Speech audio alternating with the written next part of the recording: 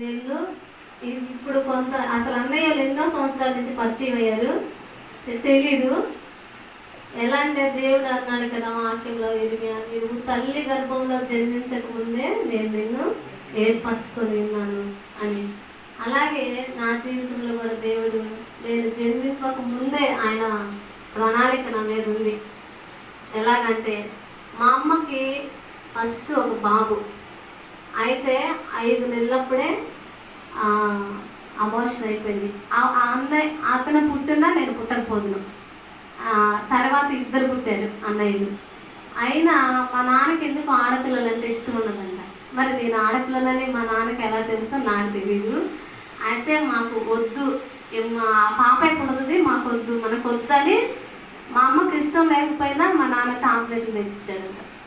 అయితే మా అమ్మకి పగులు టాబ్లెట్లు వేస్తే నైట్ అంతా మా అమ్మ చాలా బాధపడదంట. బ్లీడింగ్ అయిపోతా చాలా ఇబ్బంది పడి ఇంకా నేను తట్టుకోలేను, అబార్షన్ కావట్లేదు, అలానే నా ఆరోగ్యం బాగలేదు అని మా అమ్మ మా నాన్న నైట్ 1 గంట 2 టైంలో లేపినప్పుడు అప్పుడు అశోక్ నగర్ అని వరంగల్ ప్రాంతంలో ఉన్నారు. అక్కడ ఫ్యామిలీ డాక్టర్ లాగా తెలిసిన డాక్టర్ ఒక ఆయన ఉంటే అక్కడ ఆ టైంలో మా నాన్న తీసుకెళ్ళాడట. అయితే మా నాన్నని అరిచాడట, నీకు 2 మగపిల్లలు ఉన్నారు, ఈసారి అమ్మాయి పుడితే నీకు వచ్చే నష్టమే ఉంది, ఇప్పుడు అమ్మాయికి ప్రాణాల మీదకి తెచ్చావు అని చెప్పి ఇక దేవుడే చిత్తం అమ్మాయికి మా అమ్మకి ఇంజక్షన్ చేసి శిలను కట్టాడంట. నిలబడితే లేదంటే ఇంకేం లేదని శిలను కడితే మా అమ్మకి ఏం కాలేదు, కడుపులో నాకు ఏం కాలేదు, దేవుడు క్షేమంగా నన్ను జన్మించేటట్లుగా చేశాడు. అలాగే నాకు 3 సార్లు ప్రాణాపాయం నుండి దేవుడు ఇప్పించాడు. ఎలా అంటే ఒకసారి నేను ఇలాగా మేము మొదటిగా పరిచయం చేసుకోలేదు, మేము బాతుల వ్యాపారం చేస్తాం కదా. అయితే చిన్నప్పుడు మా అమ్మతో వెళ్ళాను నేను బాతుల దగ్గరికి. బాతులకు ఉన్న అలవాటు ఏంటంటే వాటికి ఇంటికి వెళ్ళే టైం వస్తే, వాటి దొడ్డికి వెళ్ళే టైం వస్తే ఇంక ఎట్లా పడితే అట్లా వెళ్ళిపోతాయి. అలాగే బాటకి వెళ్ళిపోతూ ఉంటే మా అమ్మ వెనక నన్ను రమ్మని చెప్పింది. అక్కడ కొక్కులేరు తీసిన ఒక పెద్ద కాల ఉంది, అంటే ఎలాంటి ఎక్కువ లేదు, లోతు ఉంది. నేనైతే మునిగిపోతా, అది ఒక పాపం తింటానేమో, ఒక 8 సంవత్సరాలు ఉంటాయేమో. నీకు ఎలా గుర్తుందని నేను చెప్పలేను, దేవుడు గుర్తించాడు. అయితే మా అమ్మని అలా ముందుకెళ్ళి దాటు, నువ్వు దూకలేవు. మా అమ్మ ఏమో దూకి వెళ్ళిపోయింది, నన్ను మాత్రం దూకొస్తుంది, నువ్వు దూకితే అందులో పడిపోతావు, నువ్వు అలా దాటరంటే మా అమ్మ దూకింది, నేనెందుకు దూకలేదని నేను దూకేశాను, అందులో పడిపోయాను. ఎవరు లేరు, పొద్దుపోయింది, బాగా చీకటి పడిపోయింది. మా అమ్మ చాలా దూరం వెళ్ళిపోయింది, ముందు వెళ్ళి ఏమన్నా పొలాలు నష్టం చేస్తాయి కదా, ఆమె వెళ్ళిపోయింది. అయితే నేను కేకలేస్తున్నా. చిన్నప్పటి నుండి నాకు దేవుడు అంటే తెలియదు, కానీ నాకు ముగా వచ్చిన కాడి నుంచి నాకు ఏదైనా ఇబ్బంది వచ్చినా అపాయం వచ్చినా ఏసయ్య అంటాను. నేను ఇప్పుడు కూడా ఆలోచించుకుంటాను, ఇప్పుడంటే తెలుసు, అప్పుడు తెలియదు కదా. అయినా అప్పుడు కూడా ఏసయ్య అని అరిచాను నేను. అరిచినప్పుడు మరి మా అమ్మకి ఎలా అయిన పడిందేమో, గడ్డి పీసులు ఉంటాయి కదా, అవి పట్టుకొని ఉన్నా నేను, గరిక అవి తెగిపోతా ఉంది, ఇంకా 2-3 పీసులే ఉన్నాయి, ఇంకా అవి తెగితే నేను మునిగిపోతాను. ఇంకా మా అమ్మ వచ్చి చేయి పట్టుకొని నన్ను లాగింది. ఆ అపాయం నుండి దేవుడు అలా ఇడిపించాడు. ఒకసారి బట్టలు ఉతుకుతా పెద్ద వంతున నన్ను ఎవరో తోసినట్లుగా అందులో పడిపోయాను. మా అత్త ముందు, మేనత్తమ్మ పక్కనే ఆవిడ నాకు చేయిస్తే అన్నది, వంతుని కదా అన్నదు. నేను ఇలా మునిగి 2 మునుగులు మునిగి 3వ మునుగు వచ్చేసరికి మా అత్తమ్మకి దేవుడు ఇచ్చాడేమో అంత జ్ఞానం. కింద పిల్లర్లు ఉంటాయి, ఎప్పుడైనా వంతునికి ఇదివరకు పోసే వంతునికి కింద ఉంటుంది మళ్ళీ పిల్లలు. ఆ సమయానికి ఆవిడ త్వరగా అక్కడ ఎగిగి నాకు చేయించి 3వసారి ఇలా పైకి వచ్చినప్పుడు నేను అందుకొని పైకి లేపింది. అలాగ ఒకసారి దేవుడు విడిపించాడు. అయితే ఇంత చిన్న పిల్లలప్పుడు మేము వాగులో మునుగుతున్నాం, ఇంత లోతు నీళ్ళు ఉంటే. నేను అందరూ మునుగుతున్నారా, నేను మునుగుతున్నా. మా పెద్ద అన్నయ్య చిన్నప్పటి నుంచి కూడా అంత సులువుగా ఉండడు, జ్ఞానం కూడా అంత ఆలోచన ఉండదు. ఆడుకుంటా నన్ను ముంచేశాడు అందులో. నన్ను ముంచేసి ఇంకా నేను అసలు పైకి లేకపోతుంది, ముంచేసానని కూడా చూసుకోలేదు. నేను ఊపిరి ఆడట్లేదు, నాకు ఇంకా అయిపోయింది. మా అక్క ఎక్కడ చూసిందో తెలియదు, మా పెద్దమ్మ కూతురు సడన్గా నన్ను చూసి, ఆమె పెద్దమేం కాదు, 12 సంవత్సరాలు ఉండడంతో అప్పుడు ఉండొచ్చు ఆమెకి, వచ్చి నన్ను 2 జల్ల పట్టుకొని పైకి లేపేసింది. అలాగా దేవుడు ఎన్నో అపాయాల నుండి ఆశ్చర్యకరంగా ఇడిపించి నన్ను ఇలా నిలబెట్టాడు సజీవురాలుగా. దేవుని నామానికి మహిమ కలుగును గాక. ఆయన ప్రణాళిక మన మీద, నా జీవితంలోనే కాదు మీ జీవితాల్లో కూడా దేవుడు ఖచ్చితంగా అలాంటి అపాయాలను ఇడిపించి నడిపించి నిలబెట్టే ఉంటాడు. నేను చాలాసార్లు అనుకుంటా, ఏం చేశానన్నయ్య, ఎప్పుడో చనిపోవచ్చు, నన్ను బ్రతికించుకున్నావు, నీ కొరకేమన్నా నేను జీవిస్తున్నానా అని నేను చాలాసార్లు బాధపడతా ఉంటాను. అయినా ఒక్క ఆత్మ రక్షించినా ఆయనకు ఆనందమే కదా, నీ ద్వారా కనీసం ఒక కుటుంబం అయినా రక్షణలోకి వచ్చింది కదా అన్న తలంపు, ఆ నిరాశలో నుండి నన్ను దేవుడు పైకి లాగుతూ ఉంటాడు. అయితే ఇంకా చిన్నప్పటి నుండి తెలుసు, దేవుడు అంటే తెలుసు, కానీ నిర్లక్ష్యం. ఏముంది, అందరూ దేవుళ్ళే, ఈయన దేవుడే, ఈయనలో ఉన్న గొప్పతనం ఏముంది, అందరితో పాటే ఈయన అనుకున్నట్లుగా అలా ఉండేదాన్ని. మా అమ్మ, దేవుడు ఎలాగ మా అమ్మని దర్శించాడో తెలీదు, మా అమ్మ ప్రార్థనలో బలంగా ప్రార్థన చేసేది.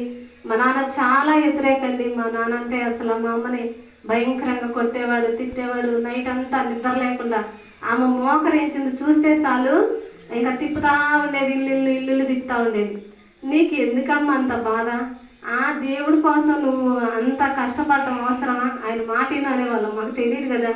అంత బాధలో కూడా మా నాన్న ఒక్క గంట అటైనా బయటకు వెళ్తే టక్క మమ్మల్ని అందరు లేపేసి మోకాళ్ళ మీద పెట్టి ఏడుస్తా ప్రార్థన చేసేది. నేను అనుకునేదాన్ని, ఇంకా పిచ్చా, ఇంకేమైనా ఎందుకు ఇంత బాధపడతా, అంత గొప్ప దేవుడైతే మా నాన్న మార్చొచ్చు కదా అనుకునేవాళ్ళం మేము. ఆయనలో ఉన్న రక్షణ విలువ తెలియక. కానీ మా అమ్మ ప్రార్థన ఏమాత్రం వ్యర్థం కాలేదు. అలా అనుకున్న మేమే ఇలాగ మారి సాక్షి ఇచ్చేలాగిన దేవుని గొప్ప కార్యం చేశాడు. అయితే అలాగ ఆటకాయతనంగా ఉన్నప్పుడు నాకు వివాహం అయింది. వివాహం అయినప్పుడు మరి మందిరంకు అంతగా ఇంట్రెస్ట్గా వెళ్ళేదాన్ని కాదు, కానీ దేవుడు అంటే మనసులో ఇష్టం ఉండేది.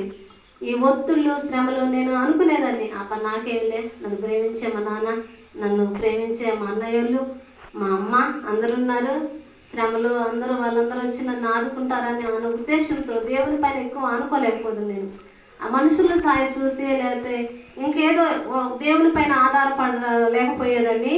కానీ ఇప్పుడైతే ఆర్థికంగాను అనారోగ్యంగాను ఇలా 3 బిడ్డలకు పుట్టాక అప్పులు ఎక్కువైపోయినాయి, ఆర్థిక సమస్యలు అయిపోయినాయి. అనుకున్న వాళ్ళు కూడా అసలు ముఖం చూడడానికి కూడా ఇష్టపడట్లేదు. మేము అలా నడిచి వెళ్తుంటే వెనక మమ్మల్ని సనుక్కునేవాళ్ళు, గొనుక్కునేవాళ్ళు. వీళ్ళు గర్వాన్ని బట్టి ఇలా ఉన్నారు, వీళ్ళు అలవాటును బట్టి ఇలా ఉన్నారు. అంటే మనకి అప్పులు ఉన్నప్పుడు కొంతమంది మనం కట్టుకునే వస్త్రాల కానించి, తినే తిండి కానించి వాళ్ళు గమనిస్తూ ఉంటారు. వీళ్ళకి అప్పులున్న దిగులు లేదు, వీళ్ళు బాగా తింటున్నారు, బాగా తిరుగుతున్నారు, వీళ్ళకేం దిగులు, వీళ్ళు అప్పు చేసి పప్పు కూడి తినేవాళ్ళు అని చాలాగా మాట్లాడుతూ ఉండేది. అలాగే దానికి తగ్గట్లుగా నా భర్త కూడా అలాగ నిర్లక్ష్యంగా ఉండేది. వాళ్ళు అనుకున్నట్టుకు తగ్గట్టుగానే ఆయన అంత బాధ్యత లేకుండా తాగడం, తిరగడం, సీడు సహవాసాలు చాలా అలా ఉన్నప్పుడు అప్పుడు నాకు దేవుడే దిక్కయ్యాడు. ఇంకా నేను అనుకున్న వాళ్ళు ఎవరు నన్ను ఓదార్చడానికి కానీ కనీసం మాటతో కూడా నన్ను బలపరచడానికి కానీ ఎవ్వరు కూడా రాలేదు. అందరూ నా వాళ్ళు అనుకున్నా కానీ వాళ్ళకి నా మీద ప్రేమ లేక కాదు, దేవుడు ఆ రీతిగా నన్ను ఆయన హక్కును చేర్చుకోవాలని, నేనే నీకు దిక్కై ఉన్నానని తెలియపరచాలను ఏమో వాళ్ళ హృదయాలను కూడా కఠినపరిచాడు అనమాట. ఎవరికి చెప్పుకోలేను, ఎందుకంటే అసలు ఏదైనా బాధ ఉంటే ఆడపిల్ల పుట్టింది చెప్పుకునేది. కానీ మా నాన్న కొంత డబ్బులు మాకు అప్పులో ఉన్నప్పుడు ఇప్పించిన దానివల్ల, మా ఆర్థిక అప్పుల సమస్యను బట్టి ఆయనకి మేము కట్టలేని దానివల్ల మా నాన్న ఇంటికి వెళ్ళినా కూడా నన్ను ముందు ఆయనకి ఇచ్చే డబ్బుల గురించి అడిగేవాడు.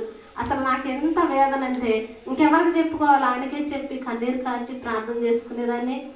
అయితే ఈయన వ్యసనాలు కూడా ఎక్కువైపోయినాయి, అనారోగ్యంగా బాగలేకుండా వచ్చేసింది. నేను ప్రార్థన చేసుకున్నా, ముందు నుంచే ప్రార్థన చేసుకుంటున్నా, ఏసయ్యా నేనైతే మనసునయ్యా నేనేం చేయలేను, నువ్వు దర్శించాలా, నువ్వే మార్చాలా అయ్యా, నా భర్తను మార్చు, నా అత్తమామలు మార్చు.